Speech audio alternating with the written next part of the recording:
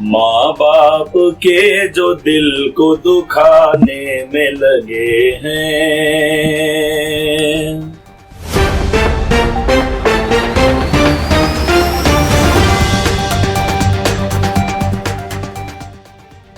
नमस्कार दोस्तों, अस्सलाम वालेकुम, सत श्री अकाल। बहुत ही अच्छा मौका आया है आज आप लोगों के सामने। हम एक ऐसी शख्सियत को मिलवा रहे हैं जिन्होंने बहुत कुछ लिखा है, बहुत कुछ लोगों से कहा है, लेकिन वो कहा जाता है ना कि जब तक पब्लिक में ना हो तब तक वो अनजान रहता है।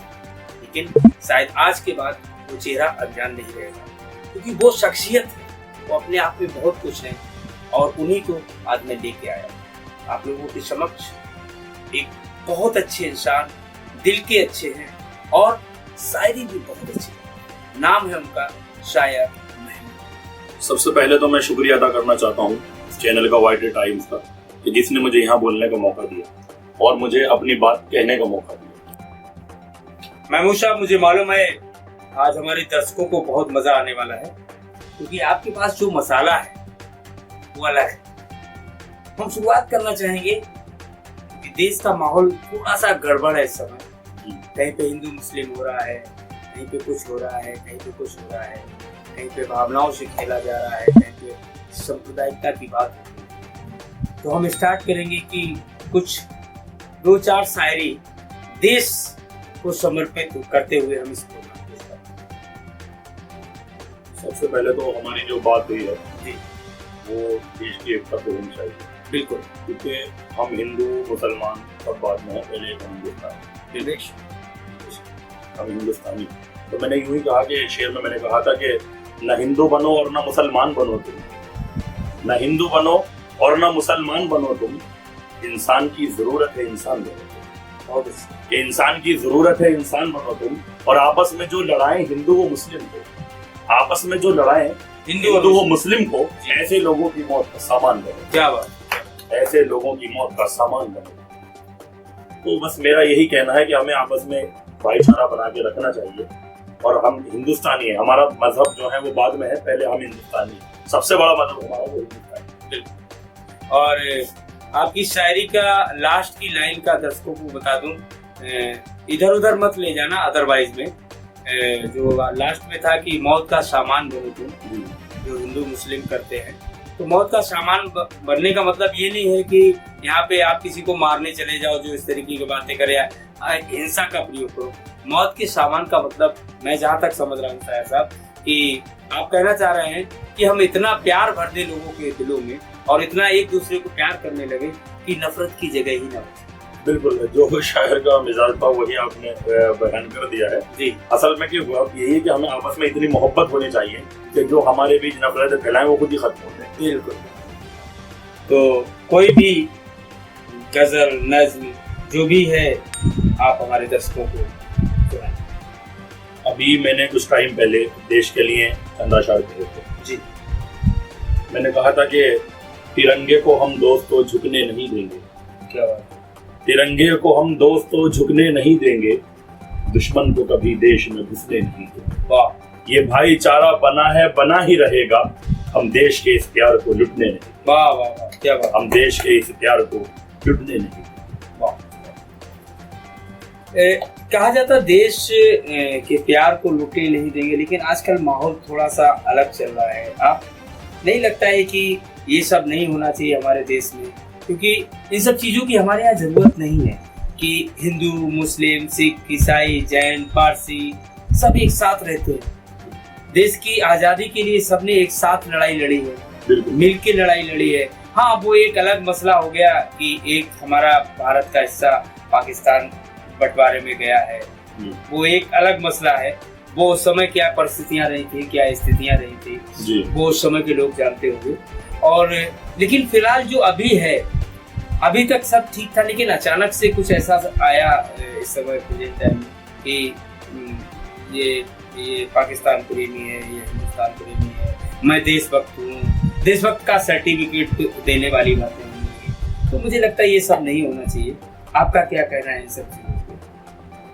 मेरा यही कहना है कि आपने बिल्कुल सही कहा कि पाकिस्तान वाला को मैटर अलग था जी ना, तो उसका था इतना नहीं था। हाँ बिल्कुल सही बात है।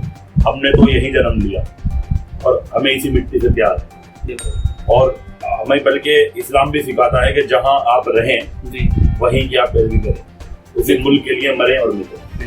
और आज आप किसी को उठाकर देख लें, किसी मुसलमान को देखें, किसी को भी देखें, हर कोई यही कहता है कि हिंदुस्तान जिंदाबाद। ठीक है, क्योंकि भारत है हमारा और हमारा मुल्क है, हमारा अपना मुल्क है। बिल्कुल ठीक है नहीं, हम यहाँ पैदा हुए यहाँ हैं, पैदा हुए हैं, यहाँ का नमक खा रहे हैं, यहाँ नमक खा की रहे हैं। मिट्टी में पैदा होके हम बड़े हुए हैं। बिल्कुल हमारी पुश्ते हैं यहाँ, बिल्कुल हमारा यहाँ से हमारी पहचान है, हमारे देश से हमारी पहचान है। बिल्कुल। तो पता नहीं कहाँ से ये सब बातें। खैर हम इस टॉपिक को थोड़ा चेंज करते हैं, क्योंकि ये तो सब चैनल वाले ऑलरेडी इसी पे बहस कर रहे हैं। हाँ, बिल्कुल, और ये उस पे टीआरपी भी उन लोगों को मिल रही है। और मैं सब इन चीज़ों में नहीं उलझना चाहता हूँ और भविष्य में भी इन सब बातों में नहीं उलझूंगा। मैं तो प्यार मोहब्बत की ही बात करना चाहूँगा। बिल्कुल। अब प्यार मोहब्बत की बात आ गई है तो कुछ हमारे युवा दर्शक भी हमसे जुड़े हुए हैं चैनल से हमारे काफ़ी, क्योंकि हमारे चैनल पे ज़्यादातर युवा दर्शक जुड़े हुए हैं। जी। तो मैं चाहूँगा कि युवाओं के लिए कुछ उनकी तरह की भी कुछ एक दो चीज़ें हो जाएं। युवा भी दो तरीके के हैं शायद साहब। एक तो कहा जाता है कि कुछ लोग, मैंने देखा है अक्सर कि कुछ जो है सैड सॉन्ग और सैड गजलें सुनते हैं और कुछ लव सॉन्ग यानी कि प्यार मोहब्बत की गजलें सुनते हैं। तो दोनों तरीके की मैं चाहूँगा कि आप दोनों तरह के कुछ थोड़ा सा शायरी पेश करें। तो सबसे पहले तो मैं कहूँगा कि भाई आपने जो बात छेड़ी है नौजवानों की, मैं समझ गया। जी जी। क्योंकि अगर उनके मतलब की बात नहीं होती तो वो फिर सुनते नहीं हैं। वहाँ उनके लिए कुछ ना कुछ होना जरूरी है। तो मैंने कहा बहुत सी बार नाराज हो जाते हैं आपस में, प्रेमी आपस में नाराज हो जाते हैं जी। तो प्रेमी ने कहा था, मैं प्रेमी की तरफ से, कि कब मैंने कहा कि तू मेरी जान नहीं है, कब मैंने कहा कि तू मेरी जान नहीं है, बिन तेरे तो मेरी कोई पहचान नहीं। अरे वाह। मैं तेरे लिए छोड़ दूं ये सारा जमाना, मैं तेरे लिए छोड़ दूं ये सारा जमाना, चाहता हूं मैं कितना तुझे गुमान, चाहता हूं मैं कितना तुझे गुमान नहीं है। अच्छा देखिए, मोहब्बत जो है वो हर शख्स को हो जाती है, चाहे वो कैसा भी हो। वो चाहे बहुत से कहते हैं कि कमाता नहीं है, उसमें तो मैंने उसके लिए भी एक शेर कह दिया, हो सकता है शायद किसी ने नहीं कहा हो, लेकिन मैंने कह दिया कि चाहता हूं मैं कितना तुझे गुमान नहीं है, कई बार यूं सोचा तुझे ले जाऊं भगाकर, कई बार कॉमेडी शेर है कि कई बार यूं सोचा तुझे ले जाऊं भगाकर, पर कमाना मेरे बस की मेरी जान नहीं है, पर कमाना मेरे बस की मेरी जान नहीं है, क्योंकि प्यार तो किसी को भी हो सकता है। इसमें तो अब वो कमाता है या नहीं कमाता वो एक दीगर मैटर है, जॉब है, बिजनेस है या नहीं, लेकिन ये चीज तो किसी के बस में नहीं है। बिल्कुल। बहुत अच्छा लगा शायर साहब। दूसरा एक दो नज़्म और हो जाए जो दर्शकों को अच्छी लगे। बहुत अच्छी थी, ऐसा नहीं होगा पीछे वाली अच्छी नहीं थी। शेर यूं कहा कि यूं भी किसी की याद से खेला न कीजिए, क्या बात, यूं भी किसी की याद से खेला न कीजिए, जान पूछ के दिल के जख्म कुरेदा न कीजिए, यूं भी किसी की याद से खेला न कीजिए, जान पूछ के दिल के जख्म कुरेदा न कीजिए, और क्यों जा रहे हैं आप मेरा साथ छोड़कर, क्यों जा रहे हैं आप मेरा साथ छोड़कर, दुनिया में मेरी आप अंधेरा न कीजिए, क्या बात, दुनिया में मेरी आप अंधेरा न कीजिए। क्या बात है, क्या बात।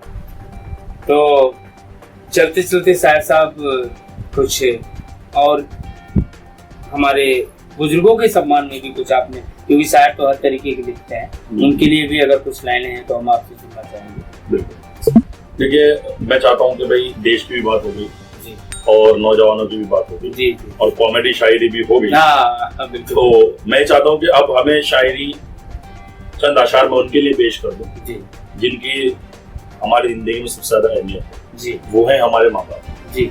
तो मैं इजाजत ये चाहता हूँ कि चंद शेर में तरन्नुम में पढ़ दूं। बिल्कुल पढ़िए, माँ बाप के लिए बिल्कुल पढ़िए, क्योंकि नॉर्मली शायरी सबके लिए हो जाती है, माँ बाप के लिए कुछ अच्छा ही होना चाहिए। बिल्कुल बिल्कुल, उनकी अहमियत हमारी जिंदगी में सबसे ज्यादा है। बिल्कुल।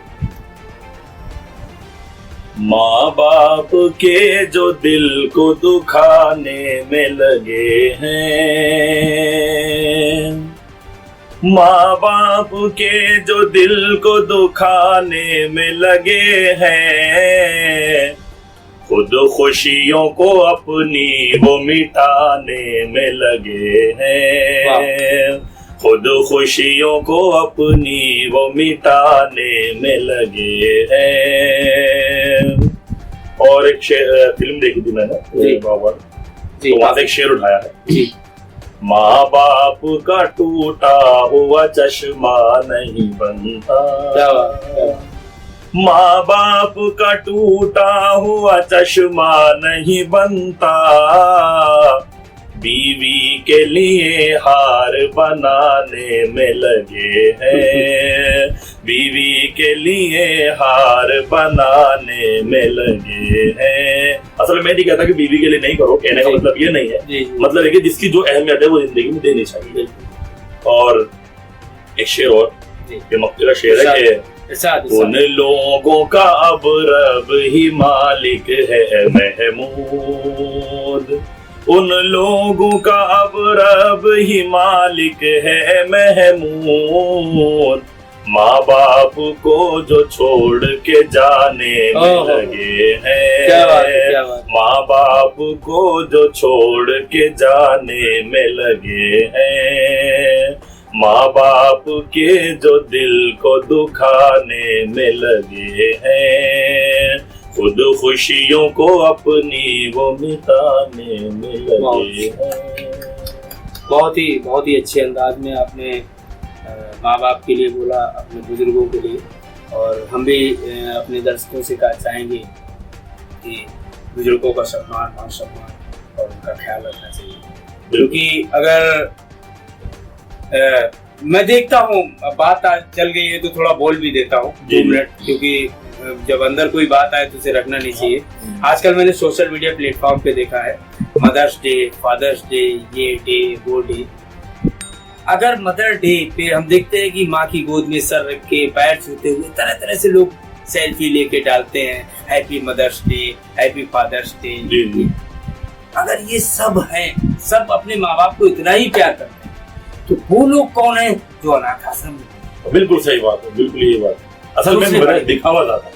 यस, तो दिखावा क्यों कर रहे हैं? सच्चाई कुछ और है, पूरी दुनिया दिखावा कर रही है। यही तो बिल्कुल, और मैं तो यही कहूँगा दिखावा मत करिए, जितना भी हो सके बुजुर्गों की सेवा कीजिए, लोगों का आदर कीजिए, सम्मान, क्योंकि यही हमारी संस्कृति है। क्योंकि भारत जो है वो संस्कृति का देश है, और यहाँ पे एक दूसरे का मान सम्मान करना, एक दूसरे से मिलके रहना, यही हमको हमारे पुरखों ने जो है वो तालीम दी है, और उस तालीम को हमें मानना चाहिए, शिक्षा को मानना चाहिए। तो चलते चलते कुछ और कहना चाहेंगे आप? हाँ बिल्कुल, मैं ये कहना चाहूँगा अपने दर्शकों को कि भाई माँ बाप क्या चीज़ है। मैंने एक किताब में पढ़ा था जी, तो एक नज़्म लिखी हुई थी, उसमें 2 लाइनें जो थी, बड़े कीमती लाइनें थी जी, कि किसको खबर के कौन सी दौलत है वालिदैन कहते हैं माँ बाप को, कि किसको खबर के कौन सी दौलत है वालिदैन, बख्शी हुई खुदा की नेमत है वालिदैन, बख्शी हुई खुदा की नेमत है। ये बड़ी हकीकत बात है, हकीकत में नेमत है वो हमारे जी, लेकिन समझते नहीं। माहौल का मामला हो गया कि माँ बाप से ऊंची आवाज में बात करते हैं जी, हालांकि हमने पढ़ा है कुरान में कि अगर उफ से छोटा भी कोई लफ्ज होता तो वो मालिक माँ बाप के लिए उफ को भी मना कर देता कि उफ भी मत। और माँ बाप के लिए अगर आप कुछ बोलते हैं या उनके अपोजिट कुछ करते हैं, हो सकता है कहीं किसी जगह पर उनकी राय आपकी राय से ना मिल रही हो, बिल्कुल ये आज की जनरेशन में हो सकता है, लेकिन आप उनका मान सम्मान, उनका जो उन्हें मिलना चाहिए वो अगर नहीं मिलता है तो शायद ये गलत है, और ऐसा नहीं करना चाहिए हमारे समाज में, और खासकर हमारे भारतीय संस्कृति में तो ऐसा है, क्योंकि हमारी संस्कृति ही हमारी पहचान है। हम भारतीयों की संस्कृति पूरा विश्व मानता है, और पूरे विश्व के लोग हमारी संस्कृति को नमन भी करते हैं। तो बहुत बहुत शुक्रिया शायद साहब, आपने समय दिया हमको, और दर्शकों को शायद ये प्रोग्राम पसंद भी आएगा। और अगर आप सभी को ये प्रोग्राम पसंद आता है तो प्लीज़ हमारे चैनल को लाइक करें, शेयर करें और इसे सब्सक्राइब करें। उसके साथ में बेल आइकन घंटी दबाना ना भूलें, क्योंकि ऐसे जब भी प्रोग्राम हम आपके लिए लेके आएंगे तो वो नोटिफिकेशन आपके पास जाना जरूरी है, जिससे आपको मालूम पड़ जाएगा कि हमारे चैनल से कोई प्रोग्राम आया। बहुत बहुत धन्यवाद, आपने हमको वक्त दिया, शुक्रिया, नमस्कार, जय हिंद, जय भारत। अगर हमारी यह वीडियो आपको अच्छी लगी हो तो इस वीडियो को लाइक, शेयर और हमारे चैनल को सब्सक्राइब जरूर कीजिएगा। धन्यवाद।